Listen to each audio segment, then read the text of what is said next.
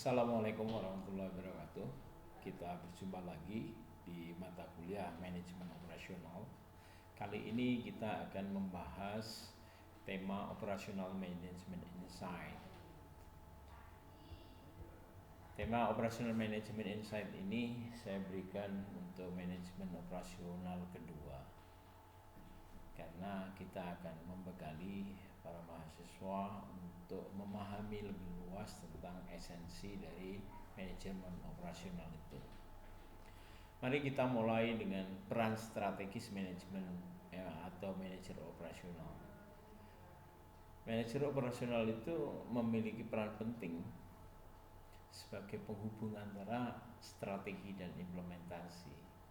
Tugasnya meliputi menerjemahkan strategi untuk menjadi proses operasional, kemudian memastikan teknologinya untuk mendukung tujuan dari organisasi, kemudian tentu saja mengelola efisiensi sumber daya dan memastikan operasional itu berjalan sesuai dengan nilai organisasi. Yang perlu kita ingat di sini adalah manajer operasional itu adalah jembatan antara suprastruktur strategis dan infrastruktur operasional. Jadi konsep ini merupakan model konseptual klasik yang menghubungkan antara suprastruktur dan infrastruktur. Suprastruktur itu berbicara tentang arah dan nilai. Di dalamnya bisa bentuknya visi, strategi, kepemimpinan, budaya organisasi, dan tata kelola. Itulah masuk menjadi suprastruktur.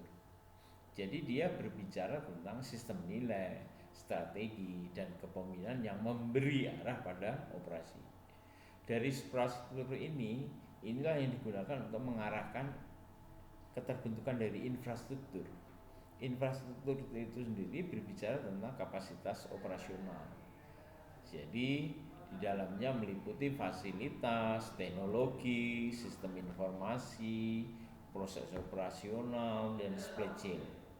Jadi di dalamnya itu merupakan sistem teknis dan sumber daya yang menjalankan operasi. Itu yang dibahas di dalam infrastruktur. Nah, antara suprastruktur dan infrastruktur ini ada integrasi. Integrasinya misalnya seperti ini. Kalau kita bicara visi, nanti di suprastruktur kita bicara visi, di infrastruktur bisa bicara teknologi. Suprastruktur bisa strategi, nanti di infrastruktur jawabannya menjadi proses operasional. Di suprastruktur bicara budaya, nanti di infrastrukturnya muncul dalam bentuk sistem kerja. Di suprastrukturnya bicara kepemimpinan, maka di infrastrukturnya terkait dengan sumber daya fisik. Nah, itulah integrasi antara infrastruktur dan suprastruktur. Yang perlu kita catat di sini adalah suprastruktur itu menentukan arah, sedangkan infrastruktur itu menyediakan kapasitas pelaksanaan operasional itu. Jadi tanpa integrasi keduanya, organisasi itu akan mengalami ketidakefektifan operasional. Itu pasti gitu. Nah, zaman berubah, operasional model klasik berkembang menjadi operasional model modern.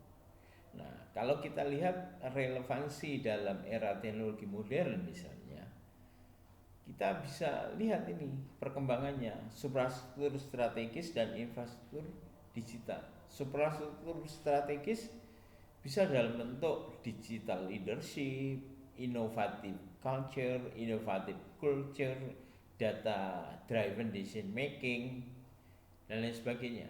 Di infrastrukturnya digital bisa dalam bentuk artificial intelligence, internet of things, cloud computing, big data, dan sebagainya.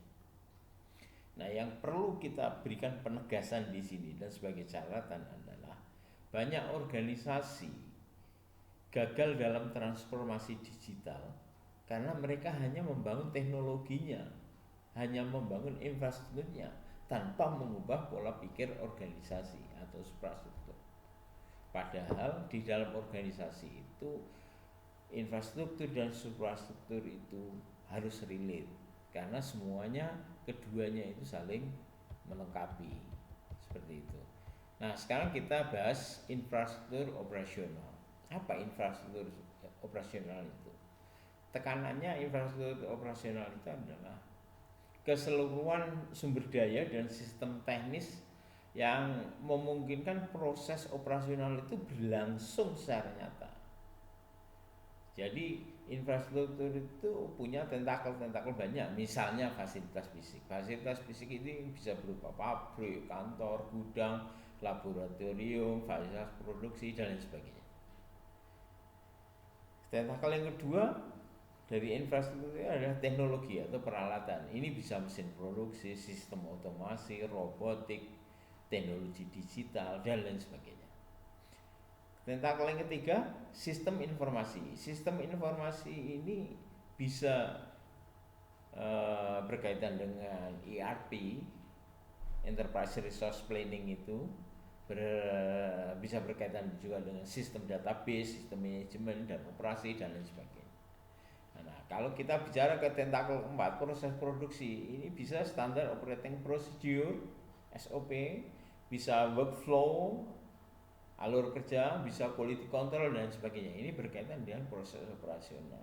Dan jangan lupa ada tentakel yang kelima, itu rantai pasok. Ini berkaitan dengan sistem logistik, distribusi, pengelolaan bahan baku dan lain sebagainya. Jadi begitu kita bahas tentang infrastruktur operasional itu, hampir keseluruhan sumber daya dan sistem teknis itu yang memungkinkan untuk proses operasional berlangsung itu, itulah yang kita fokuskan di situ, fokus pembahasannya gitu. Nah, sekarang kita bahas suprastruktur organisasi. Apa suprastruktur organisasi ini? Suprastruktur organisasi intinya adalah menjelaskan mengapa dan kemana organisasi ini akan bergerak. Nah, untuk memunculkan itu, lapisan konseptual ini akan berkaitan dengan hal-hal yang memberi arah, memberi makna, dan pengendalian terhadap aktivitas operasional itu. Kalau kita bahas seperti pembahasan di infrastruktur tadi, suprastruktur ini juga mempunyai banyak tentakel. Antara lain, tentakel pertama adalah visi, misi, dan tujuan organisasi. Ini untuk bicara tentang arah panjang, arah jangka panjang yang ingin dicapai oleh organisasi. Tentakel kedua itu berkaitan dengan strategi organisasi. Nah, strategi organisasi ini bicara tentang cara organisasi memenangkan persaingan atau mencapai misinya. Nah, tentakel ketiga adalah hal dengan tata kelola atau governance. Nah, di sini berkaitan dengan sistem pengambilan keputusan dan pengawasan. Lalu tentakel 4 bicara tentang budaya. Budaya ini berkaitan dengan nilai, norma, dan kebiasaan-kebiasaan kerja di dalam organisasi itu. Nah, kepemimpinan ini berbicara tentang cara pemimpin mengarahkan, memotivasi, dan mengintegrasikan seluruh sumber daya yang semuanya digunakan untuk mengoperasionalkan perusahaan itu. Itulah yang kita bahas di situ. Nah, kalau yang kita bahas tadi itu hanya suprastruktur dan organisasi, itu masih pada level klasik. Lalu di sini ada pengembangan konsep, terutama di modern, ya, operasional modern. Di operasional modern ini mengenal tiga lapisan operasional peradaban, yaitu world view, suprastruktur, dan infrastruktur. World view ini merupakan ontologi, bicara tentang pandangan tentang realita, pandangan tentang dasar tentang realitas itu sendiri. Itu world view. Nah, ini nanti munculnya adalah hal-hal yang bersifat filosofis, yang mengawali untuk menyusun suprastruktur dan untuk menyusun infrastruktur. Nah, suprastruktur di sini bicara tentang seperti tadi, nilai, etika, dan kepemimpinan, ya, untuk membincang tentang sistem nilai dan arah organisasi. Kalau infrastruktur bicara tentang teknologi dan sistem operasional atau sistem operasional dan teknologi yang digunakan untuk operasional. Nah, Dalam konteks pengembangan tadi itu, peran manajemen operasional adalah yang pertama harus memahami world view organisasi itu. Kemudian menerjemahkan strategi ke dalam sistem operasional, dan ketiga adalah memastikan teknologi untuk mendukung nilai organisasi. Pada konteks ini, manajer operasional itu sebenarnya berada di persimpangan antara filsafat organisasi dan praktik operasional. With view bicara tentang filsafat organisasi, struktur dan infrastruktur bicara tentang praktek operasional. Jadi dengan demikian kita bisa berkesimpulan bahwa di dalam suatu organisasi itu ada world view, ada suprastruktur, dan ada infrastruktur. Suprastruktur digunakan untuk menentukan arah, infrastruktur digunakan untuk menentukan kapasitas operasional, dan world view-nya tadi itu untuk menentukan nilai. Nah, dengan demikian organisasi itu merupakan sebuah sistem yang memiliki tubuh dan jiwa pengerahnya. Jadi kalau kita lihat misalnya kita gambarkan dalam suatu lingkaran, paling dalam itu lingkaran with view.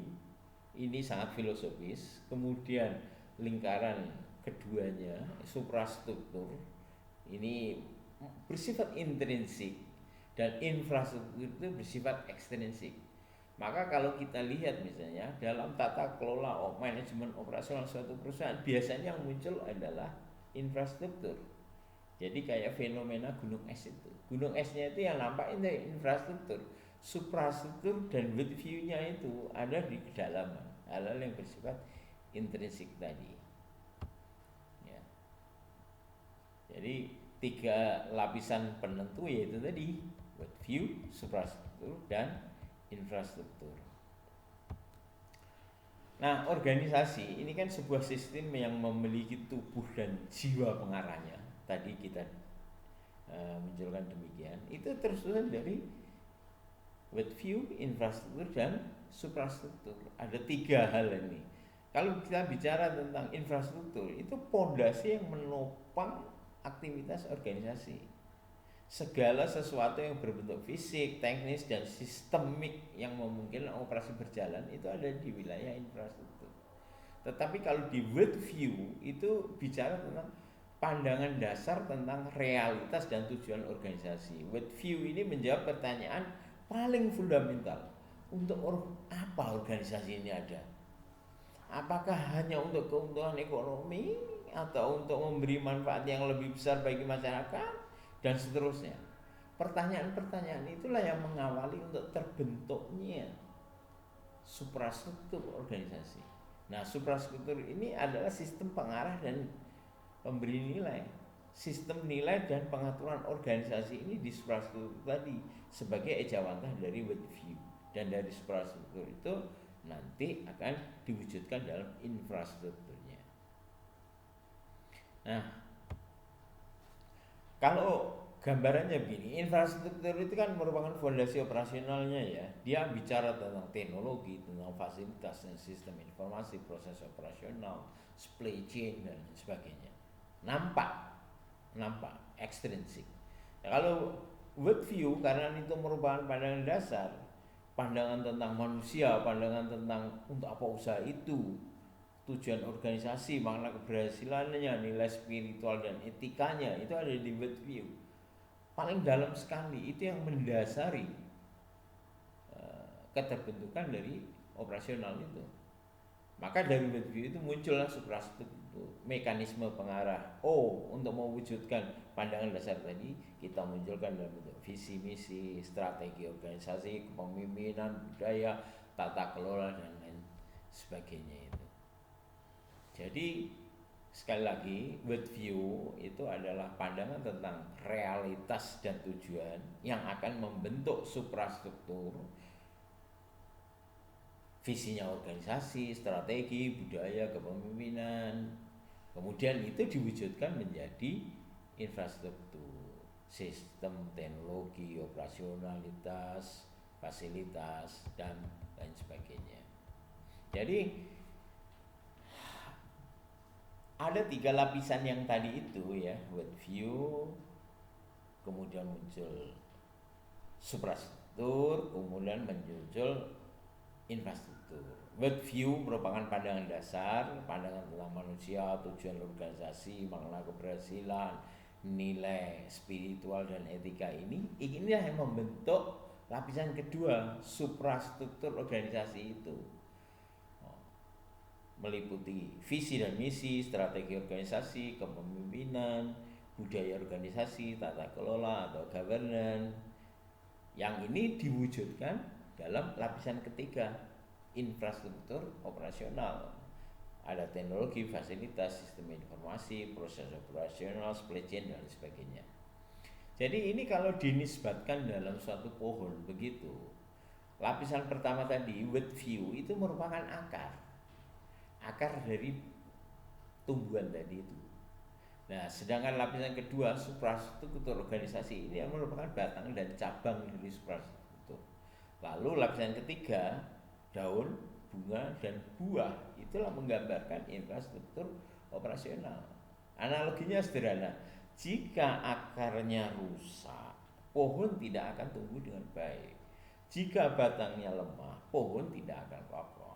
Jika daunnya rusak, pohon tidak akan menghasilkan buah. Itu analoginya sederhana dalam gambaran tentang pertumbuhan terhadap perusahaan.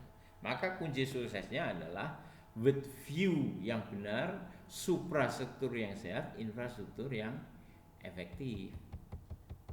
Nah, model operasional 3 lapisan organisasi ini demikian penting dan itu menentukan dasar yang menentukan untuk memastikan infrastruktur organisasi dan infrastruktur organisasi ini. Maka world view sebagai lapisan pertama yaitu merupakan pandangan dasar tentang realitas dan tujuan organisasi. World view ini menjawab pertanyaan paling fundamental. Untuk apa organisasi ini ada? Apakah hanya untuk keuntungan ekonomi atau untuk memberi manfaat yang lebih luas lagi bagi masyarakat? Nah, ini yang akan membentuk arah terjadinya suprastruktur organisasi tadi itu. Jadi dari world view ini lahirlah lapisan kedua, yaitu lapisan suprastruktur organisasi itu. Suprastruktur mencangkup visi, strategi, kepemimpinan, budaya organisasi, sistem tata kelola. Jadi lapisan ini memberi arti bagi seluruh aktivitas organisasi. Lalu dari sini diwujudkan melalui apa? Melalui infrastruktur operasional. Ada teknologi, fasilitas, sistem informasi, proses operasional, supply chain dan lain sebagainya. Jadi lapisan ketiga ini, lapisan infrastruktur operasional, mencakup teknologi, mesin, fasilitas, sistem informasi dan seluruh proses kerja yang memungkinkan organisasi itu menghasilkan barang dan jasa.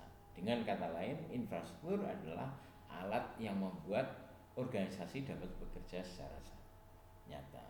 Maka saudara-saudara mahasiswa, inilah pandangan yang komprehensif untuk membincang tentang pedoman dasar menjadi manajemen operasional. Menjadi seorang manajer operasional harus memahami hal-hal ini. Saya rasa ini dulu sebagai pengawal, nanti kita lanjutkan pada episode-episode berikutnya. Terima kasih. Assalamualaikum warahmatullahi wabarakatuh.